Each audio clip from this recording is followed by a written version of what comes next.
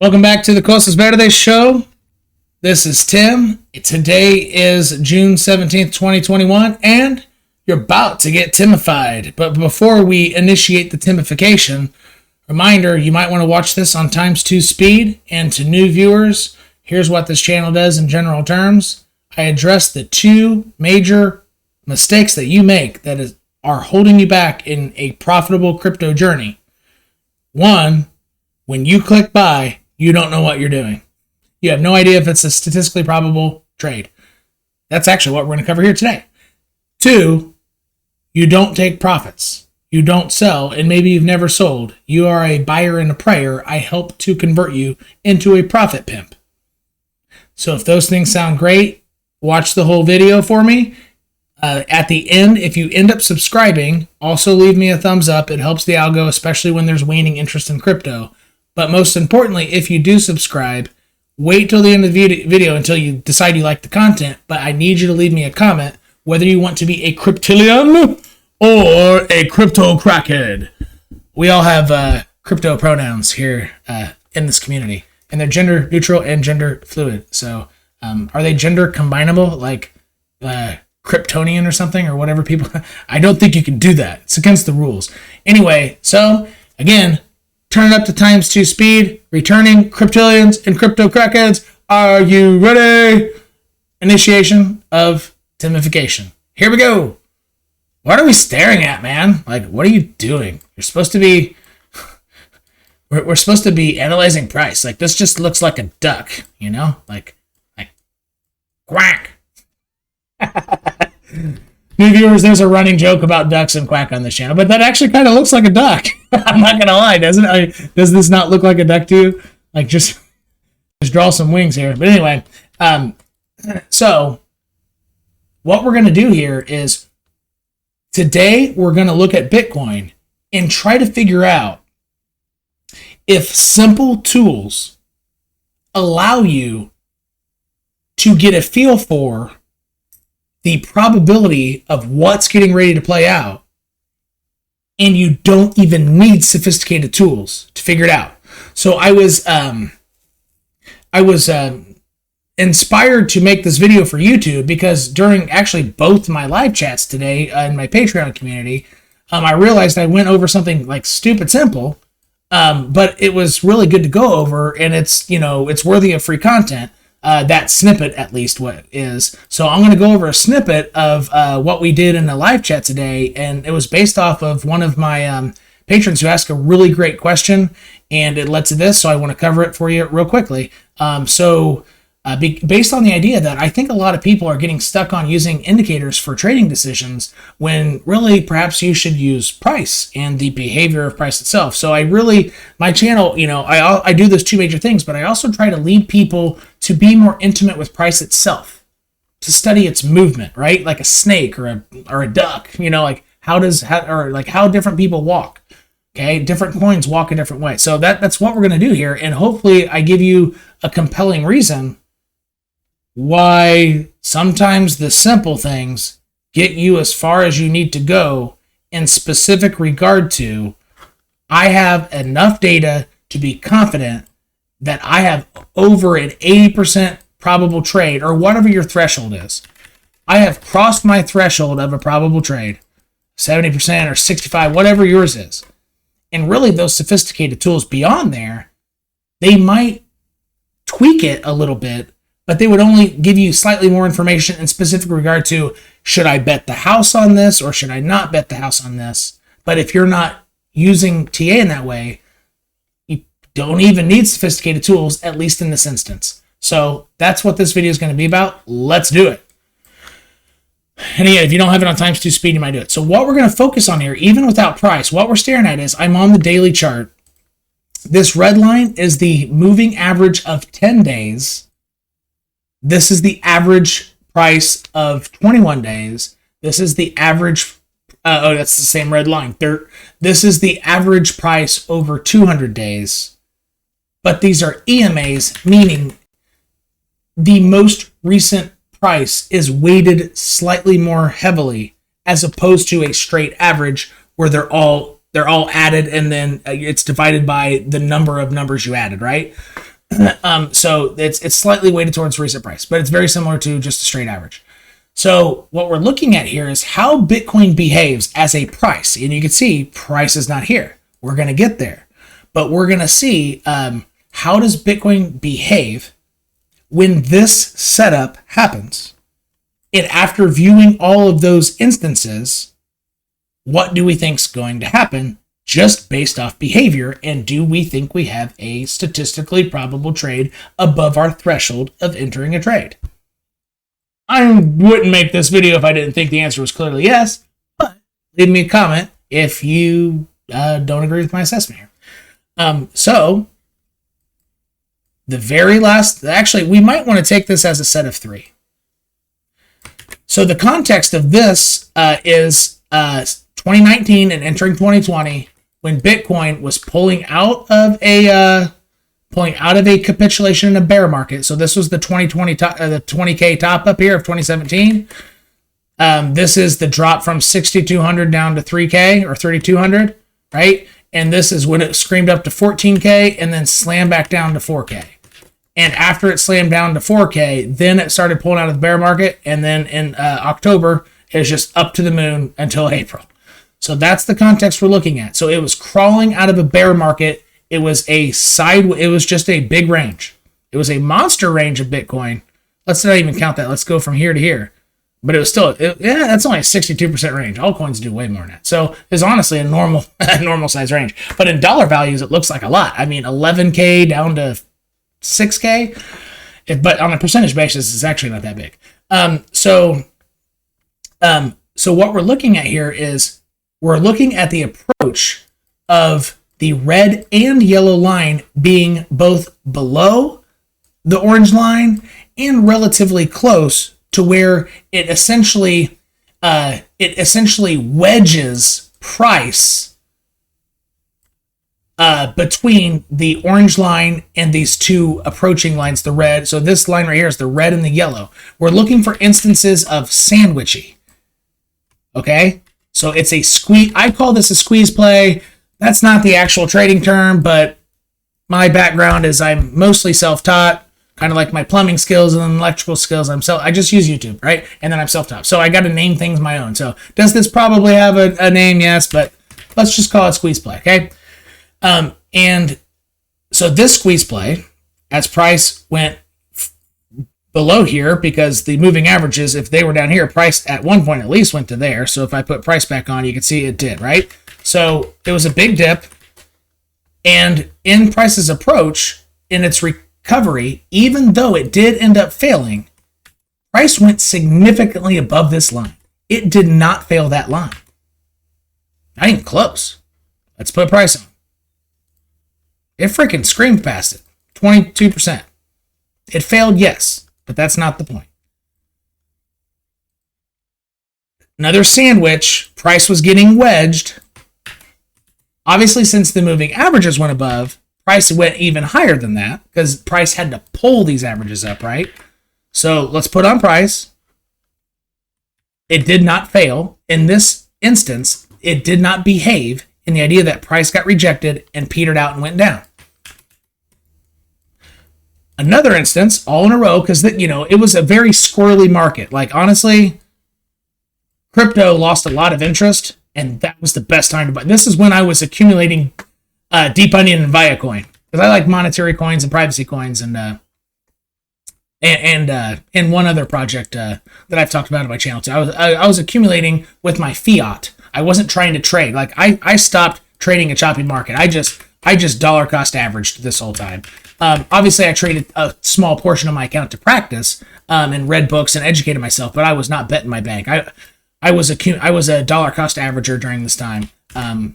Yeah, and it was a good call too. But anyway, so next time you had another sandwich or a squeeze play, price got compressed. Okay, price did not get rejected by this line. It clearly went over it, and on the third try, it actually stayed above. All right. Now, so the first drop The moving averages almost failed the orange line, but price obviously got a little higher because it moves ahead of the moving averages. It pulls the moving averages and put price back on. Price did not fail this line. Again, price got sandwiched. The moving averages failed this line. Price did not.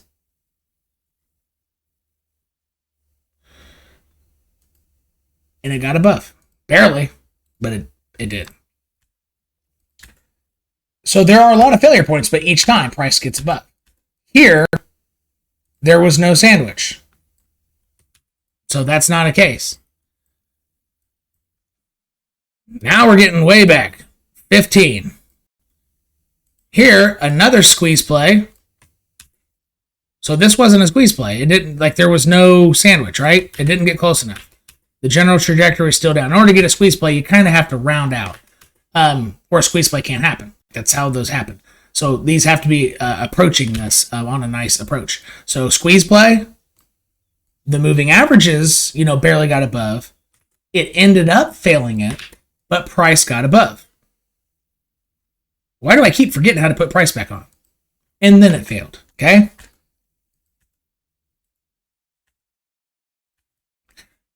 The next try, though, it started the rest of the run.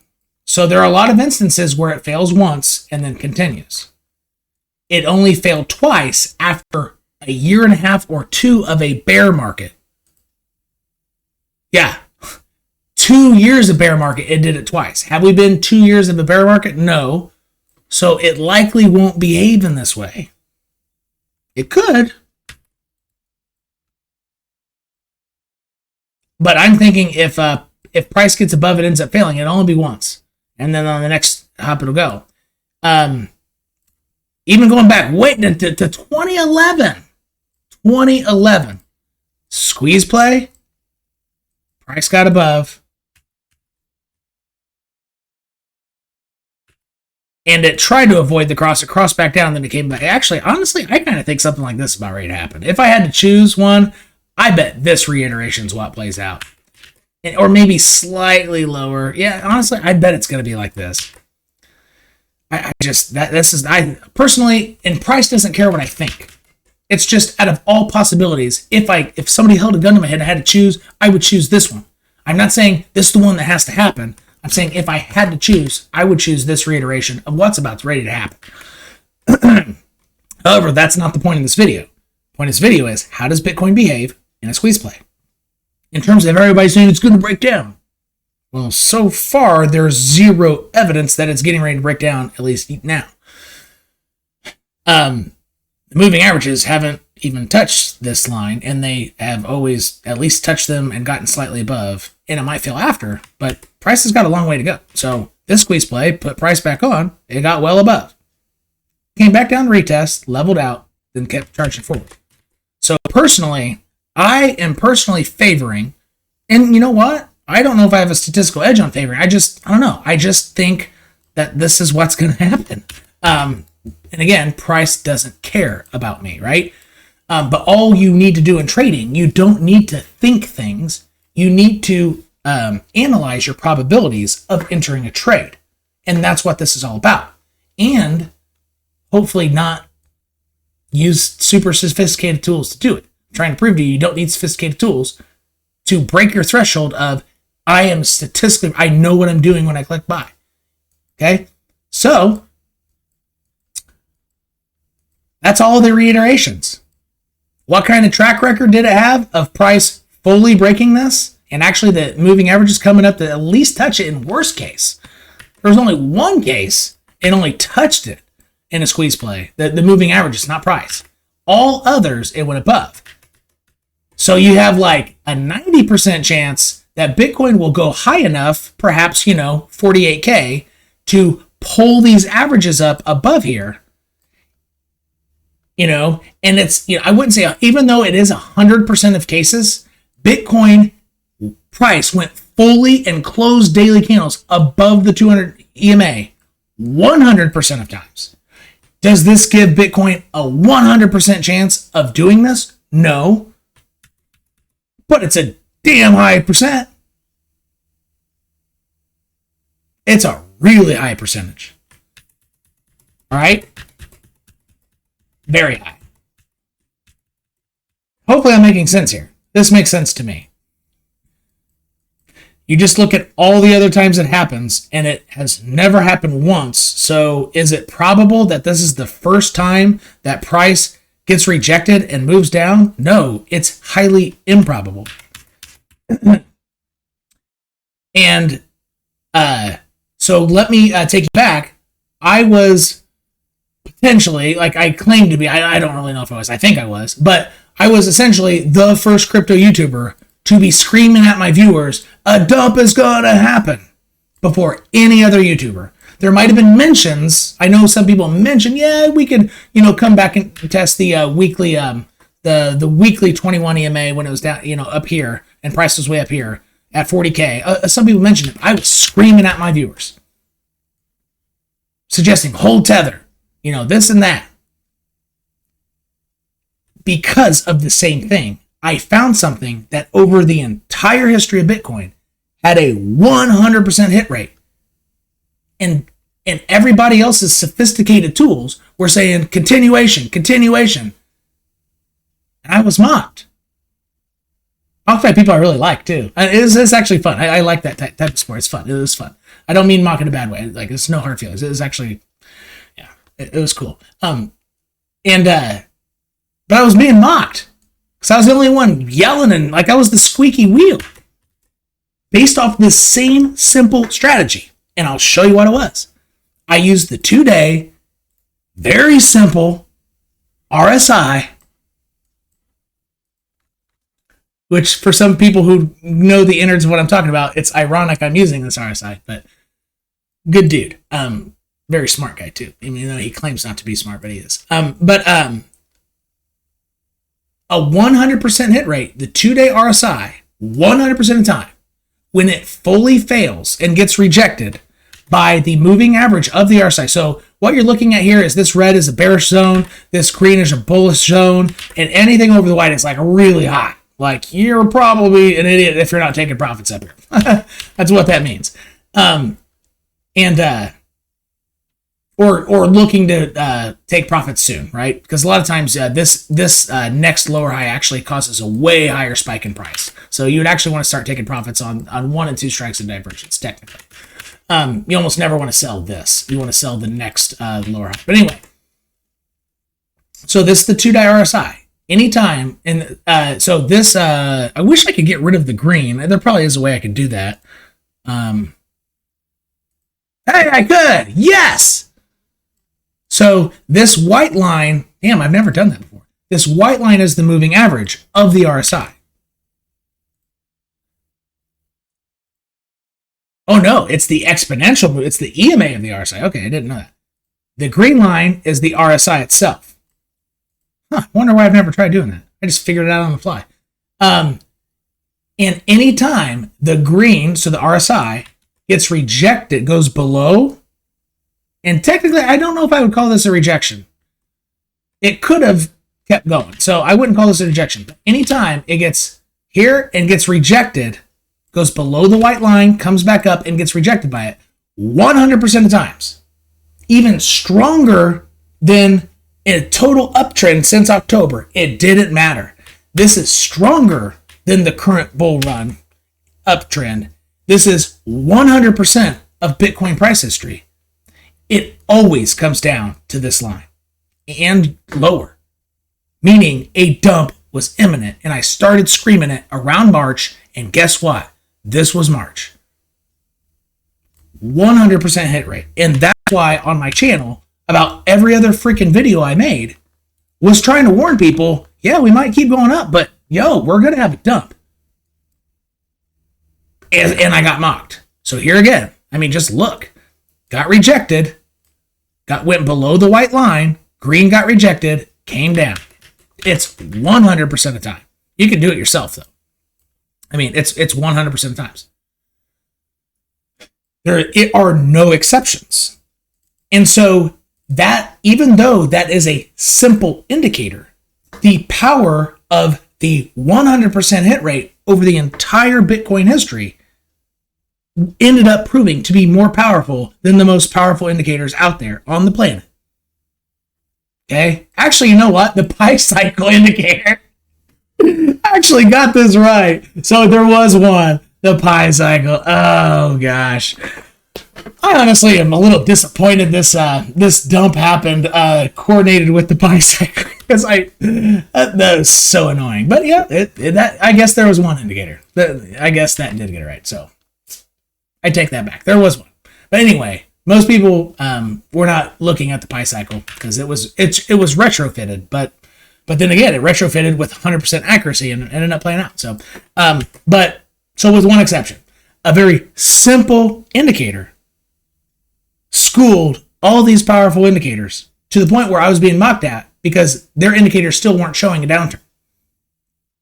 And so that's what I'm doing on the daily chart with simple price behavior, being intimate with price. Okay? And so I've gotten some feedback in my community of people saying that my tools are too simple. Excuse me, my simple tools school often, actually regularly, sophisticated tools. Because if you use them across many time frames and look for unison and or 100% hit rates, they become more powerful. So we have a 100% hit rate from a behavioral standpoint. Is there an indicator in play here? No. We're not even using a damn indicator, assuming you don't count averages as indicators. Technically they are, because in order to put it on TradingView, you have to click indicators. And if you want to take a screenshot of this, these are the indicators that I like to use. So anyway, and the ones I'm using right now are the, you can see them down here. It's the RSI plus EMA and then Stokes, just normal Stokes, stock stuff. So not counting averages as indicators, I'm using no indicators to do something that will probably play out. And all the people, mentioning, oh, a downturn, this and that. Sure, it's good to consider the possibilities and the signs to look out for should this be a first time ever in Bitcoin history it happens. But it's very important to realize that it's highly improbable that price fails this. And it's even improbable that this red line doesn't at least touch this orange line, which means price needs to get up to about 44 to 45K. And not just wick there, it needs to stay there for a little bit, or at least stay above here for a little bit and wick up to 45 at bare minimum. That is the bare minimum of the hyper probable scenario. Okay? All right, I'm going to add to it though. Okay, watch. I will add more behavior, but I need to add back price. So if you go back to these reiterations and see what's scaring people right now is simply a wick past the freaking 10 during a squeeze play. So let's see if we should be freaking out by looking at all the other squeeze plays. Okay, let's go. There actually is one squeeze play where it never wicked.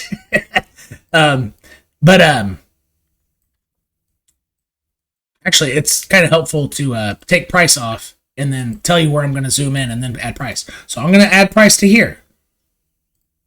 Oop. Let's do technical analysis. All right.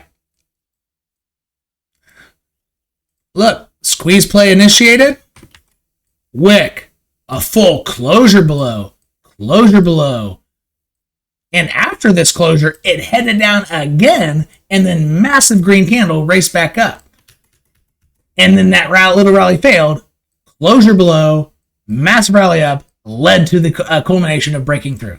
The orange line specifically. Does something look familiar like current price? Yeah, it does. Yeah, it does. So what's probably going to happen tomorrow? Either a big green candle or a small green candle followed by the next day a medium green candle.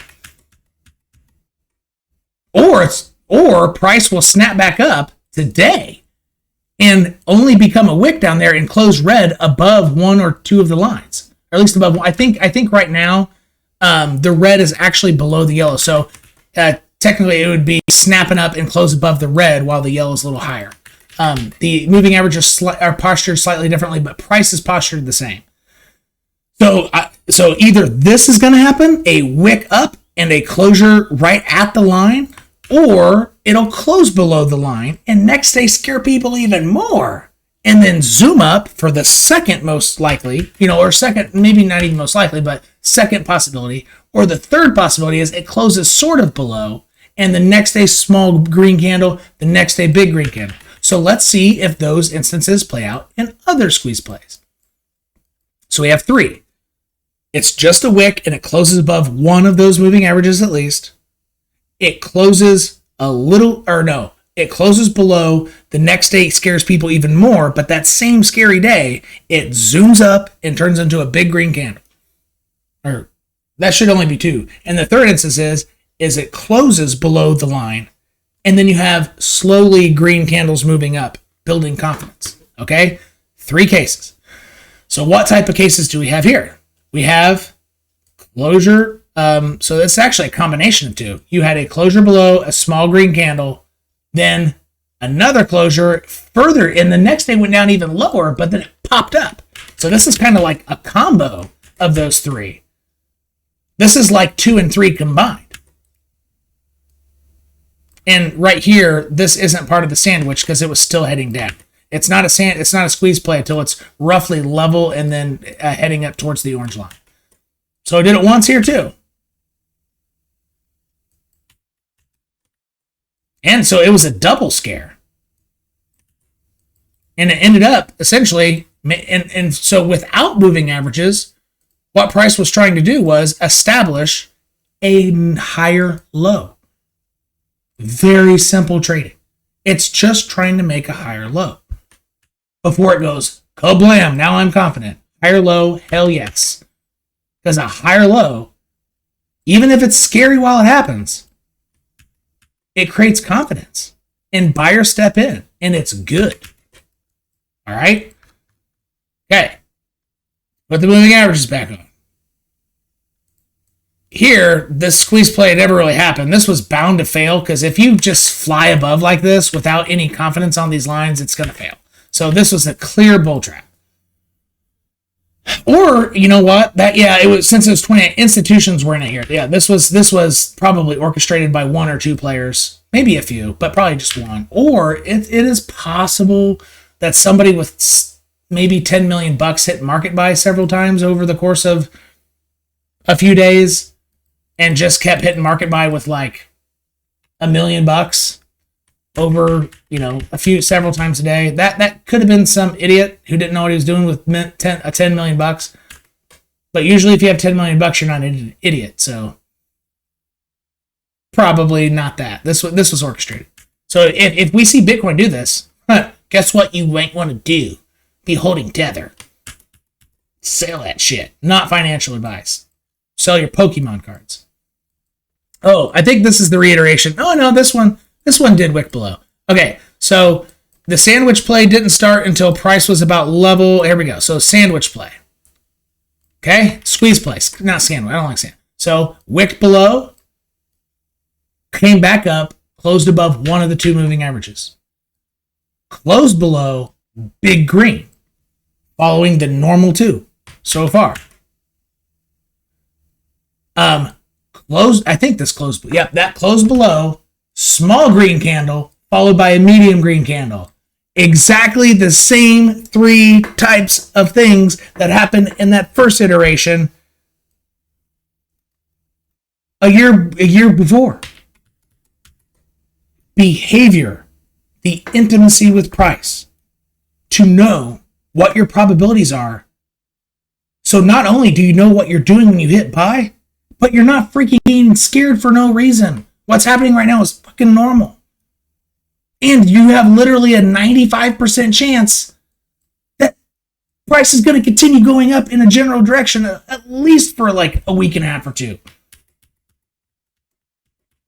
Like 90+% chance. Plus, this is all behavioral trading, right? Like price intimacy trading. in addition to having a 90+% chance that the general direction of price for the next 10 days or so will be up, from a behavioral standpoint, you have absolutely no reason to be scared right now.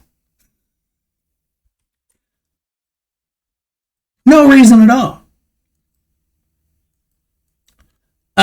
And since all I'm doing is looking at candles here and a moving average, like, you know, patrons, you're saying, oh, you shouldn't do this on you. Yeah, this is worthy of free content. You guys asked the question. I did not plan this for the Patreon community. So, you know, this just came up from one of your good questions. And this is literally just looking at the behavior price, which is what I tried to reserve YouTube for. But behavior price can be pretty powerful.